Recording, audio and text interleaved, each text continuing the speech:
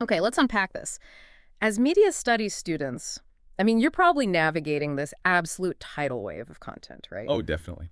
You know, from the academic stuff to like viral TikToks and just endless streaming options, it can feel, well, overwhelming.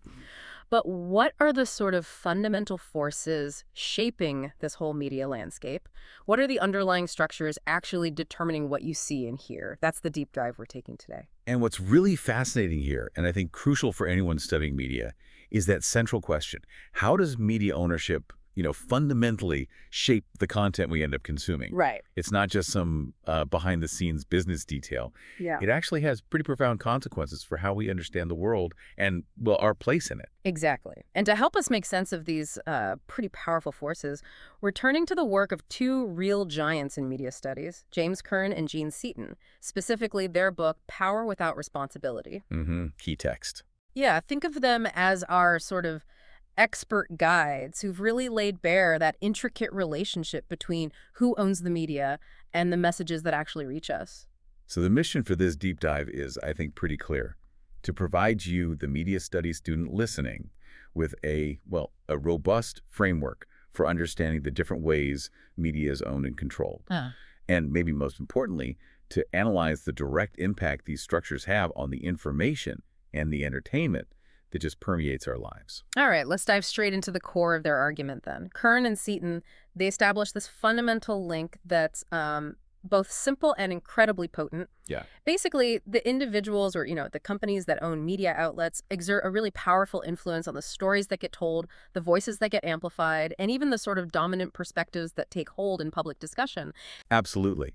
And this goes way beyond just profit and loss, doesn't it? It touches upon the very essence of our public conversation, the ownership structure. It acts like a crucial filter, sometimes consciously, sometimes maybe unconsciously, shaping our understanding of social issues, cultural shifts, the whole political landscape, really. Now, to really get a grip on the dynamics here, Curran's historical research offers some invaluable insights. He looked right back into the early 19th century in Britain and uncovered this really dynamic working class press. Right. Forget today's massive corporations for just a second. These were often small independent publications run by, and importantly, for ordinary working people. And what's particularly striking about that period, especially for media scholars, is the genuine diversity of the media landscape back then. It gave a platform for voices that were usually shut out of the mainstream conversation, championing workers' rights, directly challenging the established power structures. It raises a really important question, doesn't it? What happens when those diverse voices start to get, consolidated? It almost mirrors, the early days of the internet or even the spirit you see in some independent podcasting and like certain corners of social media today. That feeling of just everyday people finding ways to bypass the traditional gatekeepers and share their own stories, their perspectives directly. There's a very insightful parallel, actually. In both the historical context and the contemporary one, you see this sort of fundamental human drive to create and share information outside of that centralized control.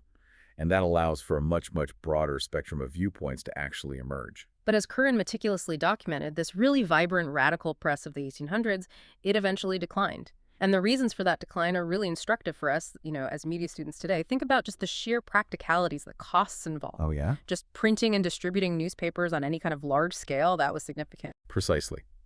As media production and distribution became more and more capital intensive, those smaller independent voices just found it incredibly difficult to compete. And at the same time, you had the growth of advertising creating this whole new dynamic. How so? Well, larger commercial newspapers could pull in more ad revenue, right, which allowed them to lower their cover prices, and that further disadvantaged the radical press. So economic factors played this absolutely crucial role in shaping the media landscape we see developing. And this is where we start to see the beginnings of media concentration. That trend where a smaller number of powerful players begin to control a larger and larger share of the media. A key modern example, as Curran and Seaton discuss it, is Rupert Murdoch's News Corporation. Just think about its UK holdings alone. The Sun, the Times, the Sunday Times. That represents a huge concentration of power within just the British newspaper industry. Yeah, and that level of concentrated power raises some pretty critical questions about media pluralism, about the range of voices that actually get amplified in society. This concentration is really a central pillar of Curran and Seaton's analysis, isn't it? It represents that shift away from the earlier, more diverse media ecosystem towards one where, well, a relatively small number of powerful players wield this disproportionate influence over the information that gets circulated and the narratives that gain prominence. Which naturally creates a tension, right? Between the creative individuals, the journalists trying to do in-depth reporting, the filmmakers with a unique vision, and the people focused purely on the financial bottom line of these huge media organizations. This is that inherent and often unavoidable tension between creativity and commerciality. Ideally, a healthy media landscape would empower talented people to tell important, challenging, engaging stories.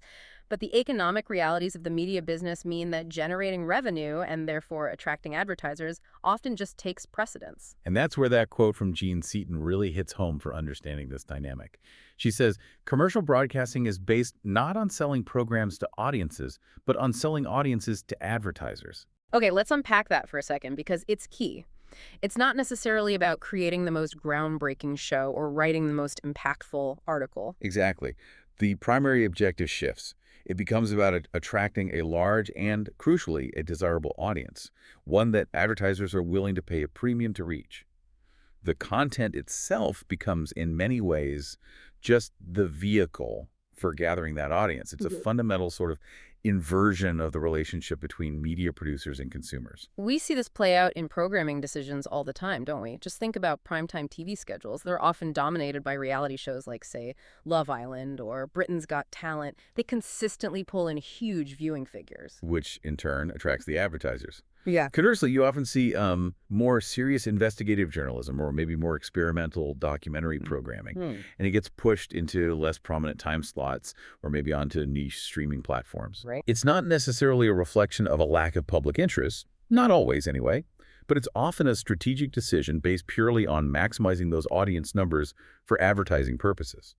It's interesting to think how this economic reality subtly shapes the kinds of stories that are even deemed important or newsworthy in the first place. Our sources also highlight the significant focus on ABC1 audiences. Now, for those in media studies who might be newer to this term, this generally refers to the middle to upper class demographics, the ones with more disposable income. Why are these particular audiences so highly sought after by advertisers? Quite simply, it's their spending power that makes them incredibly attractive to businesses. Advertisers are, primarily interested in reaching consumers who actually have the financial means to purchase their goods and services. So this economic imperative inevitably shapes the type of content that gets prioritized and the specific audiences that are actively targeted. So to manage these huge, sprawling media enterprises, we have these organizational structures, conglomerates. What exactly defines a media conglomerate, and why are they such a significant feature of media ownership today? Okay, so a media conglomerate is essentially a large parent company that owns numerous smaller media companies across all sorts of sectors, Yeah. TV, film, publishing, digital platforms, you name it.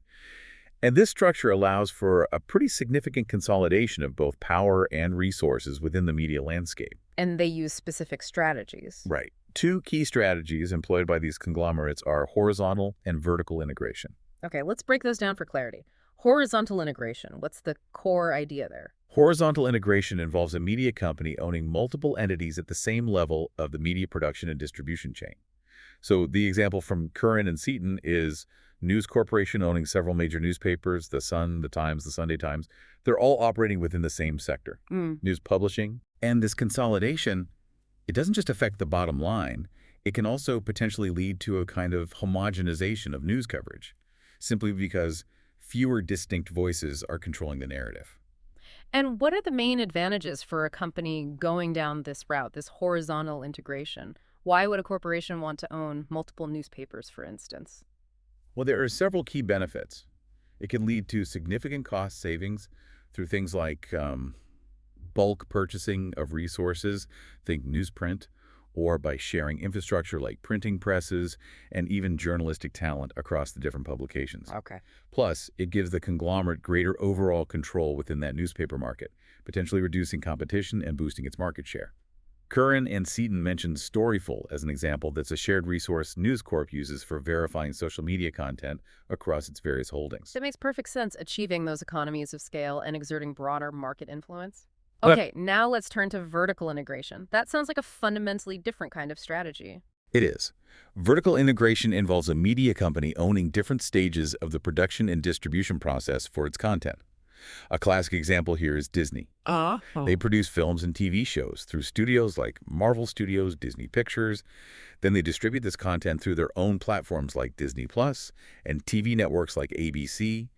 And they even handle the promotion and merchandise through their huge marketing arms and retail operations. So they basically control the entire life cycle of their products. From the initial creative idea all the way to someone buying a toy based on it.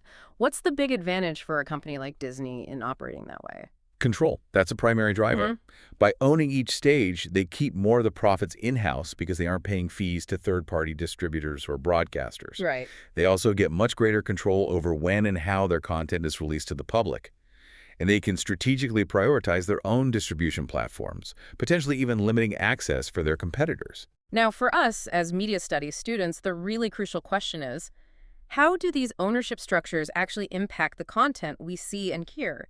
It's not just about who owns it, but how they, well, exercise that power. Precisely. Curran and Seaton talk about this concept of proprietor power. That refers to the ability of media owners to directly, or sometimes indirectly, influence the content that their media outlets produce. Okay, so direct influence.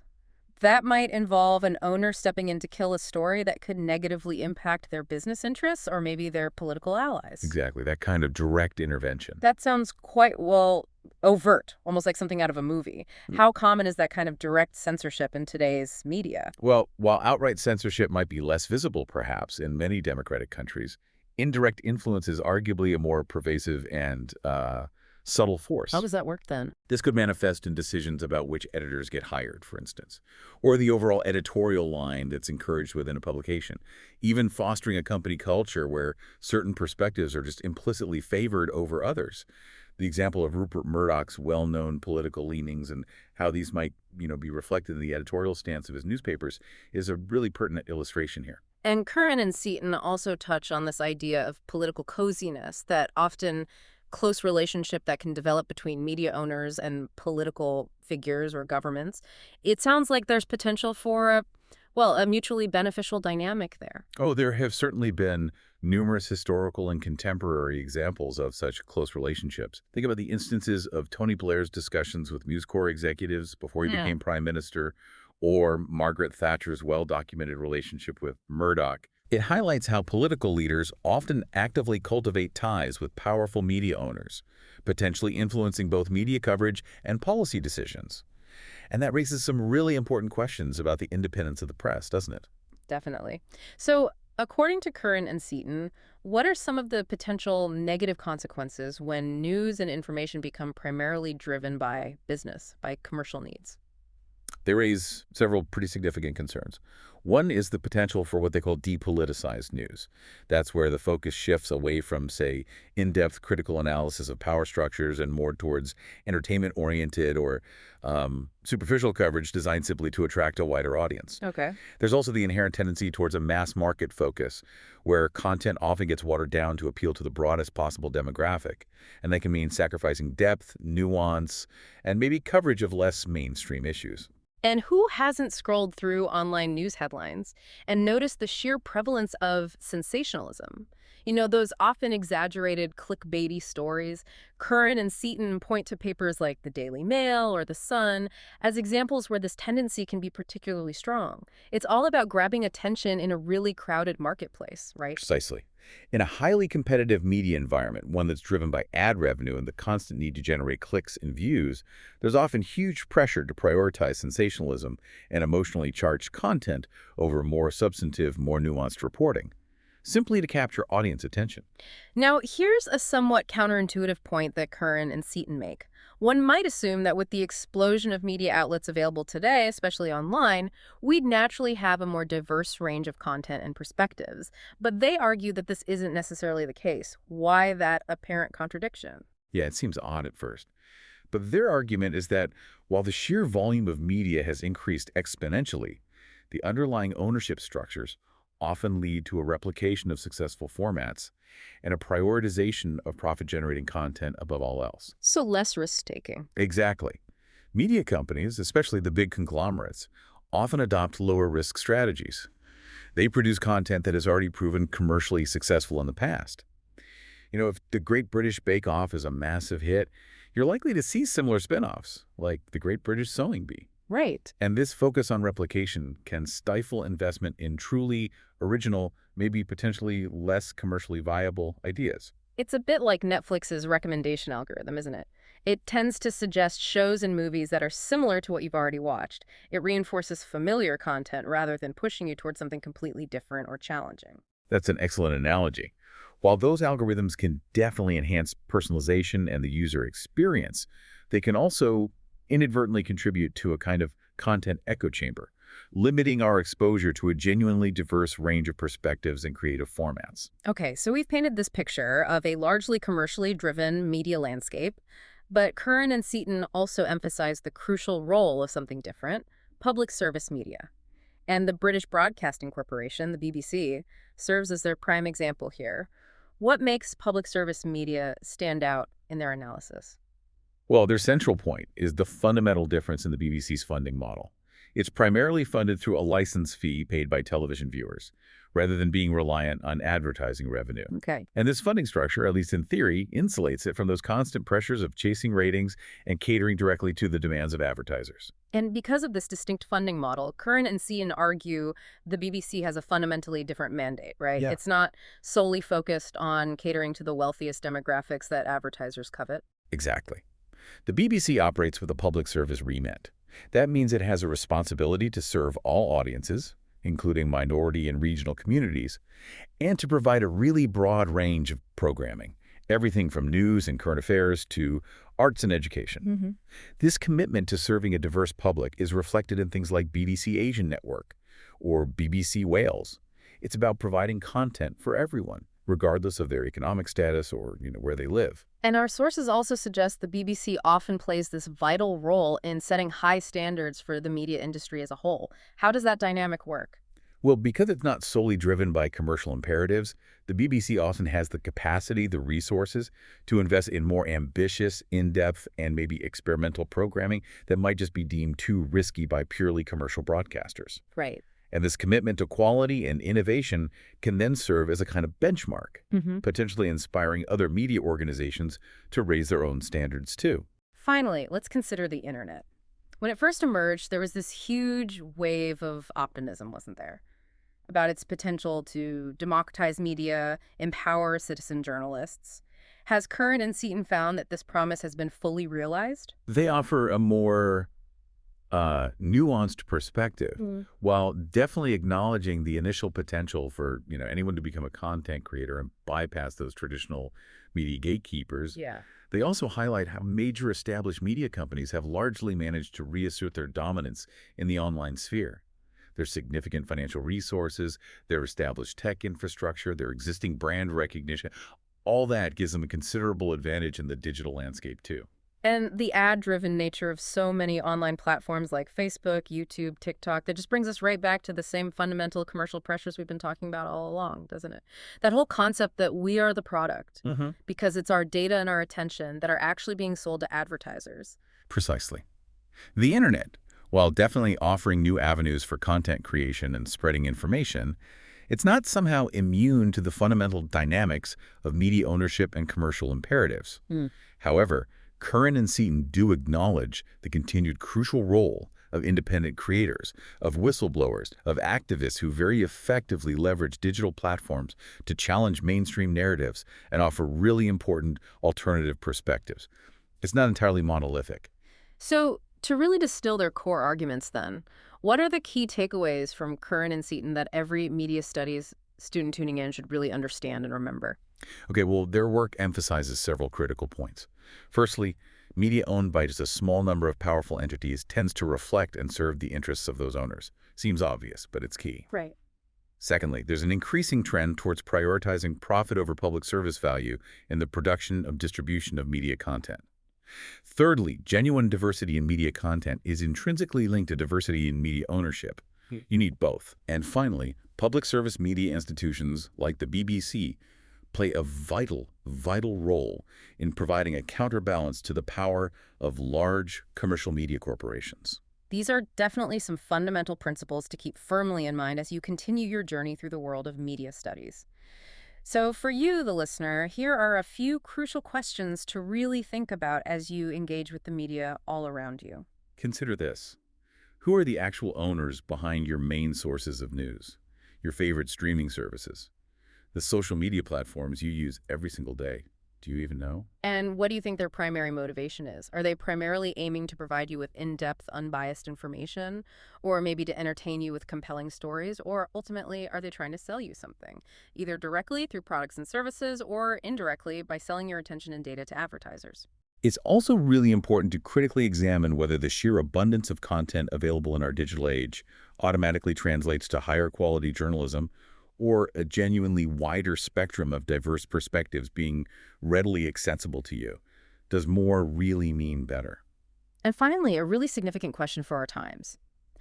What role should we as a society play in safeguarding public service media organizations like the BBC from increasing commercial and political pressures?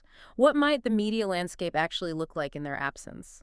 And look, for you, the aspiring media professionals and the critical media consumers of tomorrow listening to this, understanding these complex ownership structures isn't just some abstract academic exercise. It's really about recognizing the powerful forces that are actively shaping the narratives that, in turn, shape our understanding of the world and our place within it. So the final thought is, what active role will you choose to play in this constantly evolving media landscape?